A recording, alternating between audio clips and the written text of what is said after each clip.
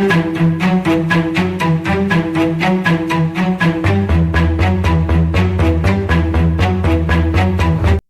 நிறைந்த நண்பர்கள் அனைவருக்கும் வணக்கம். நம்முடைய மீண்டெழு தமிழா சேனலில் வரலாற்று பதிவுகளை பதிவேற்றம் செய்து கொண்டிருக்கிறோம். இதுவரை நம்முடைய சேனலை சப்ஸ்கிரைப் செய்யவில்லை என்றால் சப்ஸ்கிரைப் செய்து கொள்ளுமாறு அன்போடு கேட்டுக்கொள்கிறேன்.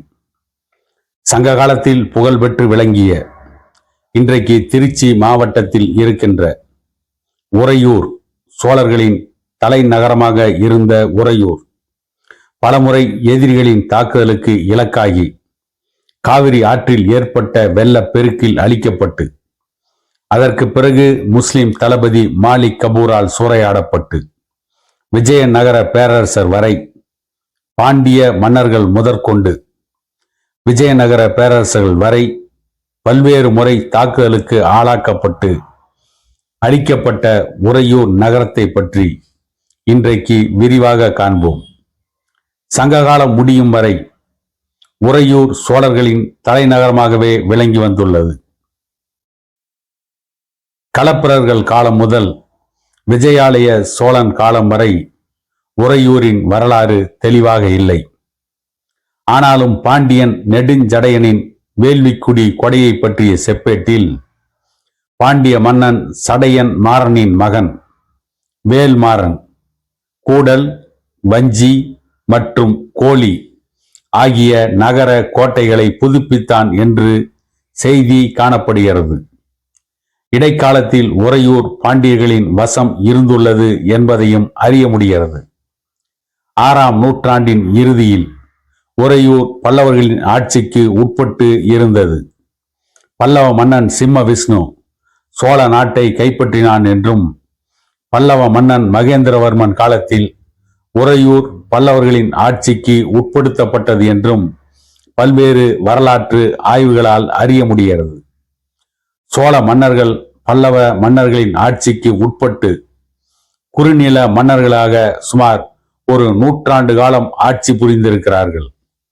பல்லவ மன்னன் 2ஆம் நரசிம்மவர்மனிடமிருந்து 2ஆம் புலிகேசிக்கு பின் வந்த 1ஆம் விக்ரமாதித்யன் கிபி 674 அரசாட்சியை கைப்பற்றும் வரை பல்லவர்கள் ஆட்சியே நீடித்திருந்தது.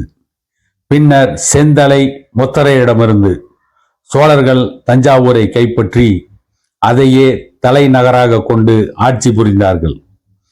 7ஆம் நூற்றாண்டின் இறுதியிலிருந்து விஜயாலய சோழன் அரியணை ஏறும் வரை உறையூர் முக்கியத்துவம் இழந்து காணப்பட்டது. கடைசி பல்லவ மன்னன் நிருபதுங்க பல்லவன் இறந்தபின் 1ஆம் ஆதித்ய சோழனின் ஆதிக்கத்தின் கீழ் தொண்டை நாட்டையும் இணைத்து கொண்டு சோழ நாடு விரிவடைந்தது. திருச்சி மாவட்டத்தில் கிடைத்த ஒரு கல்வெட்டின் மூலம் விஜயாலய சோழ மன்னனின் ஆட்சி காலத்தில் கிபி 850 உறையூரை சுற்றி சோழர்களின் ஆதிக்கம் பரவியிருந்தது என்ற செய்தி தெரிய வருகிறது.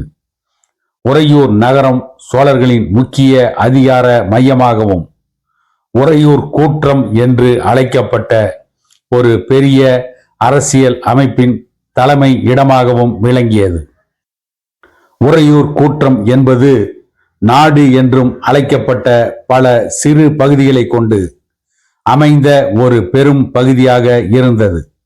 இந்த உறையூர் கூற்றம் கேராளந்தக சதுர்வேதி மங்கலத்தின் ஒரு பகுதியாக இருந்தது என்று ராஜராஜ சோழன் மற்றும் ராஜேந்திர சோழன் ஆகியோரின் கல்வெட்டுக்கள் கூறுகின்றன. சிற்றம்பர் என்னும் இறைவன் வீற்றிருக்கும் திருச்சி மலைக்கோட்டை கோயில் உறையூர் கூற்றம் பகுதியில் இருந்ததாக ராஜராஜனின் திருச்சி மலைக்கோட்டை கல்வெட்டும் அதே இடத்தில் காணப்படும் வரகுண பாண்டியன் கல்வெட்டும் தெரிவிக்கின்றன. சோழ நாட்டின் அதிகார மையமாக உறையூர் தொடர்ந்து செயல்பட்டது என்று 2ஆம் ராஜராஜ சோழ மன்னன் காலத்திய கல்வெட்டு ஒன்று தெரிவிக்கிறது. சோழர்களின் ஆட்சி முற்றுப்பெறும் வரை சோழர்களின் 2ஆம் நிலை தலைநகரமாக உறையூர் இருந்திருக்கிறது.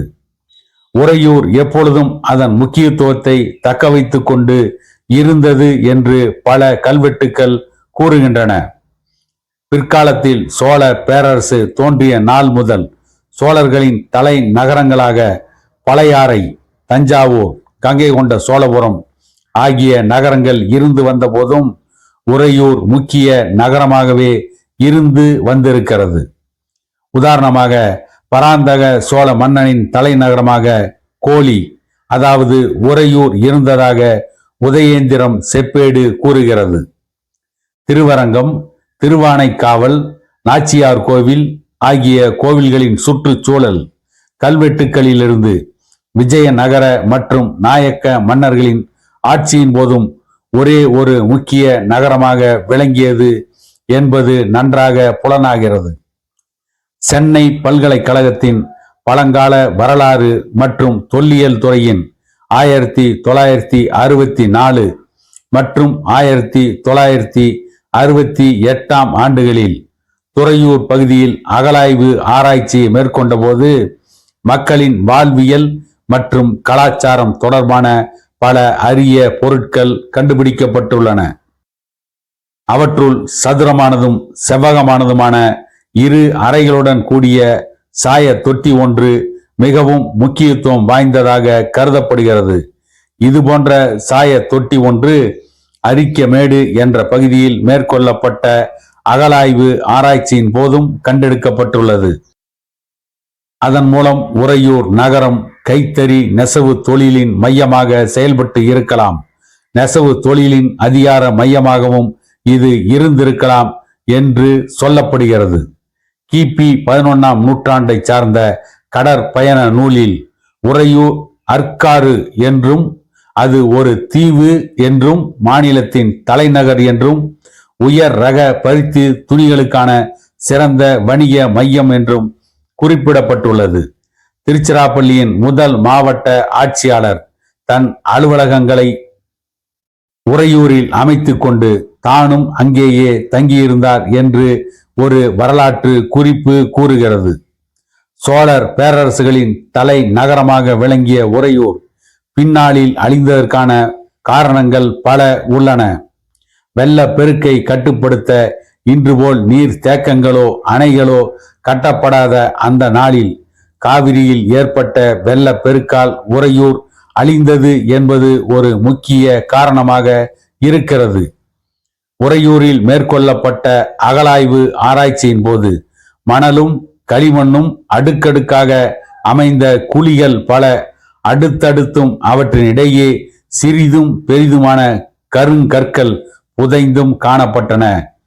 இத்தகைய மணல் குழிகள் ஒரு பெரும் வெள்ள பெருக்கின் விளைவாகத்தான் இருக்க வேண்டும் என அகழாய்வு ஆய்வாளர்கள் தீர்மானித்தனர். மேலும் அந்த வெள்ள பெருக்கு காலம் கிபி 9 முதல் 10ஆம் நூற்றாண்டு வரையிலான காலமாக இருக்கலாம் என்று ஆராய்ச்சியாளர்கள் கூறுகிறார்கள். மேற்கண்ட ஆய்வு முடிவை உண்மையாக்கும்படியான செய்திகளுடன் உறையூரின் அருகிலுள்ள அல்லூர் எனும் இடத்தில் ஒரு கோயில் கல்வெட்டு காணப்படுகிறது. கல்வெட்டு கூறுகின்ற செய்தி, அதாவது உறையூரின் வடக்கு எல்லையில் அமைந்துள்ள அல்லூர் என்ற ஊரின் நிலங்கள் காவிரியில் ஏற்பட்ட வெள்ள பெருக்கால் கரைகள் உடைந்து தண்ணீர் பாய்ந்து நன்செய் நிலங்கள் யாவும் மணற்பாங்கான புன்செய் நிலங்களாக மாறி 6-7 ஆண்டுகளாக வாய்க்கால் நீரின்றி பயிர் செய்யப்படாமல் பால்பட்டு கிடந்தன என்று கூறுகிறது. காவிரியில் வெள்ளப்பெருக்கு ஏற்பட்டது முதலாம் பராந்தக சோழனுடைய 17வது ஆட்சி ஆண்டு என்று கூறப்படுவதால் கிபி 10ஆம் நூற்றாண்டில் காவிரி வெள்ளத்தால் உறையூரின் ஒரு பகுதி அழிந்திருக்க வேண்டும்.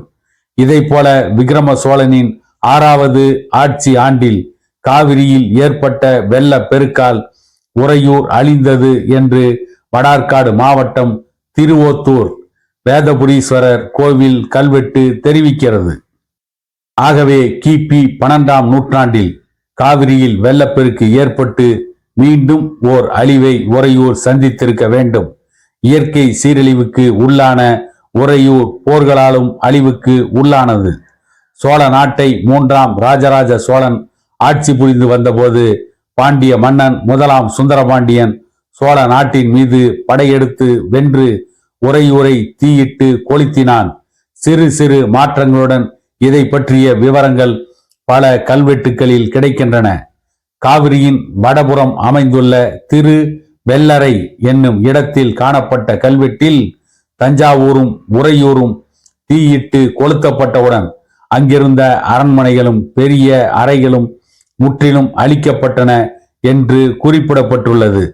திருப்பரங்குன்றம் கல்வெட்டும் முதலாம் மாரவர்மன் சுந்தரபாண்டியனின் திருநெல்வேலி கல்வெட்டும் மேற்கண்ட நிகழ்ச்சிகளை விரிவாக்க விளக்குகின்றன. சுந்தரபாண்டியன் தஞ்சையையும் உரந்தையையும் நெருப்பிட்டு கொளுத்தியதுடன் இல்லாமல் அங்குள்ள ஆறுகளிலும் குளங்களிலும் வளர்ந்து அழகுபடுத்தி கொண்டிருந்த கருங்குவளை மற்றும் பிற அழகுமிக்க மலர்களையும் அழிப்பதற்காக அவற்றின் தெளிந்த நீரை பாழாக்கினான். அரண், கோபுரம், நாட்டிய அரங்கு, வீடு, மதில் சுவர், மாடி வீடு, விளையாட்டு அரங்கு, அரண்மனை ஆகிய அனைத்தையும் தகர்த்து எறிந்தான். தோற்றுப்போன மன்னர்களின் மனைவிகள் வடித்த கண்ணீர் ஆறு போல ஓடுமாறு செய்தான் என்று குறிப்பு இருக்கிறது. தகர்த்து எரியப்பட்ட கட்டிடங்கள் இருந்த இடங்களையெல்லாம் கழுதைகளை கொண்டு உழுது அந்த நிலங்களில் ஆமணக்கு விதைகளை விதைத்தான். அப்படியும் கோபம் தணியாமல் சோழ மன்னனின் தலையில் அணிந்திருந்த சுத்த தங்கத்தால் செய்யப்பட்ட கிரீடத்தை பறித்து கொண்டு சோழ மன்னனை தண்ணீர் இல்லாத காட்டுக்கு விரட்டி அடித்தான். தன்னை புகழ்ந்து பாடிய ஒரு புலவனுக்கு பறித்த தங்க கிரீடத்தை பரிசாக வழங்கினார் என்று சொல்லப்படுகிறது. ஆனால் கல்வெட்டு அறிஞர்களின் 1900 ஆண்டு அறிக்கையின்படி பறித்து கொண்ட சோழ நாட்டு பகுதியை 3ஆம் ராஜராஜனின் பரிசாக பிரித்து கொடுத்து விட்டதாக அறியப்படுகிறது. கிபி 1310 அலாவுதீன் கில்ஜியின் தளபதி மாலிக் கபூர் திருச்சி மாவட்டம் முழுவதையும் குறிப்பாக உறையூர் நகரத்தை கொடூரமாக சீரழித்தான். கிபி 14ஆம் நூற்றாண்டின் மத்தியில் சோழ நாடு விஜயநகர மன்னர்களால் கைப்பற்றப்பட்டது. ஹரிஹரர், புக்கர் என்ற மன்னர்கள் தென்னிந்திய அரசுகள் அனைத்தையும் கைப்பற்றினார்கள் என்று கல்வெட்டுக்கள் கூறுகின்றன. கிபி 1559 விஸ்வநாத நாயக்க மன்னர் திருச்சிராப்பள்ளி வட்டாரம் முழுவதையும் கைப்பற்றினார். உறையூர் திருச்சிராப்பள்ளி நகருடன் கிபி 1896 இணைக்கப்பட்டது. பின்னர் அது தன் முக்கியத்துவத்தை முழுவதுமாக இழந்தது. ஆங்கிலேய ஆட்சியின் கீழ் லாரன்ஸ் பிரபு கவர்னர் ஜெனரலாக இருந்தபோது மைசூர் நவாப்பின் படைக்கும் டால்டன் தலைமையிலான ஆங்கிலேய படைக்கும் இடையே நிகழ்ந்த போரில் உறையூர் நெருப்பில் எரிந்து முற்றிலும் அழிந்தது. லாரன்ஸ் தன் படை முகாமை உறையூரில் உள்ள கோபுர அமைப்பிலான வழிபாட்டு தளத்தில் அமைத்து கொண்டார். நெடுநாட்களாக அந்த முகாம் அங்கேயே இருந்தது. பூசாரிகளும் வழிபாட்டு தல மேலாளர்களும் கெஞ்சி கேட்டுக்கொண்டதற்கு இணங்க முகாமிடுவதை கைவிட்டது படை. பயிற்சி மைதானத்தை சுற்றி இருந்த அலுவலர் குடியிருக்கும் உணவு விடுதிகளும் முற்றிலுமாக அழிந்து விட்டாலும் மைதானம் மட்டும் இன்றும் அங்கு காணப்படுகிறது. தற்போது திருச்சிராப்பள்ளி புறநகர் பகுதியாக உறையூர் இருக்கிறது. உறையூரில் வடபுறம் சுமார் 2.5 கிலோமீட்டர் தொலைவில் காவிரி பாய்கிறது. உறையூருக்கு அருகில் உள்ள உய்ய கொண்டான் ஆறு உறையூரில் வடமேற்கில் காவிரியுடன் இணைகிறது. அகலமான சாலைகளுடன் ஆயிரக்கணக்கான வீடுகளை கொண்டு இன்றைக்கும் இருக்கிறது உறையூர்.